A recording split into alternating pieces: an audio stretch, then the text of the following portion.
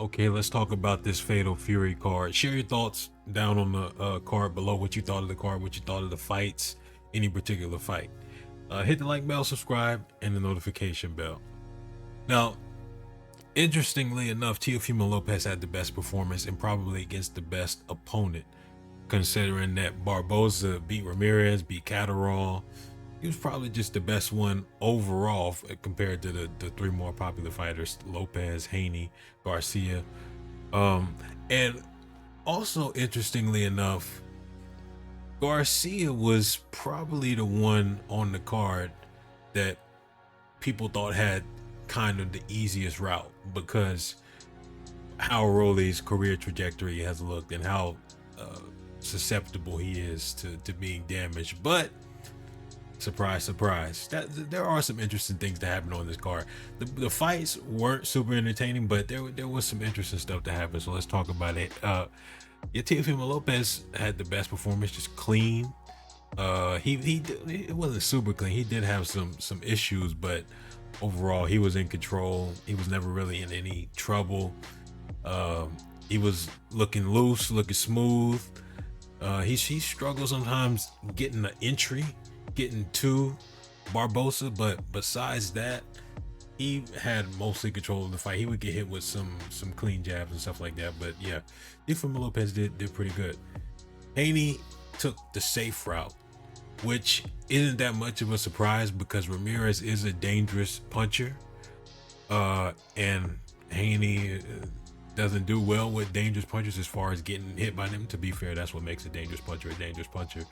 No one really does too well with getting hit by a heavy-handed dude, but at the same time, psychologically, Haney is coming off of a pretty bad beating, and so it would make sense for him to be focused on defensive responsibility, and that was a big thing that he was focused on, and just getting out of there using his footwork on his bike the entire time. And frankly, it was a boring performance, but uh, I can understand why he fought the way he did, even if I don't like it. So, Haney fought a safe fight. Um, he could have did more, but so could Ramirez. There was points where I was like, why isn't Ramirez using his jab more to back Haney up against the ropes? So when he has him against the ropes, why isn't he doing anything? So that's one part of it too that people always underestimate and undervalue. They talk about the fighter doing the moving, talking about him running, which that's fair, but then they don't talk about the other fighter that doesn't open up when they have plenty of opportunities to do so. So Ramirez had his part to play in that as well. Um, Garcia versus Romero. Now, this was always going to be a dangerous fight for both of them because both of them are so powerful. Ryan Ryan has good power, but most of all, he has ridiculous speed and good timing.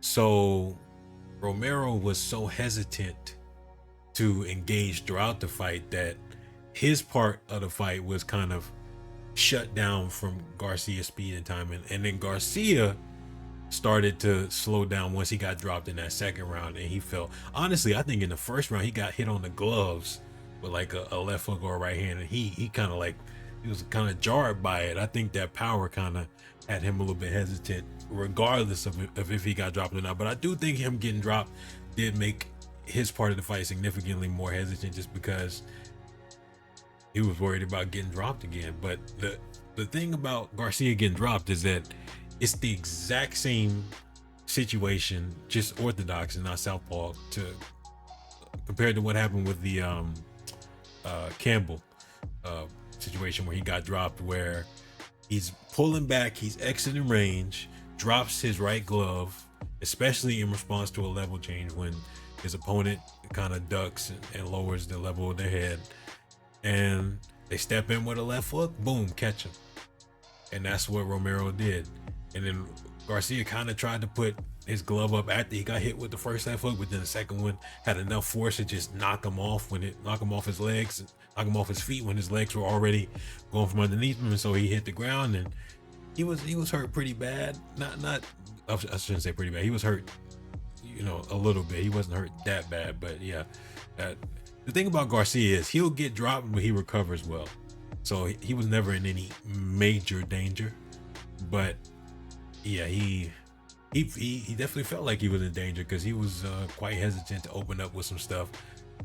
Garcia actually was landing more throughout the rounds. That's why I thought there was a possibility he could win when the final scorecards came up. But I'm not surprised that Romero won just because he looked like the more dangerous fighter in there.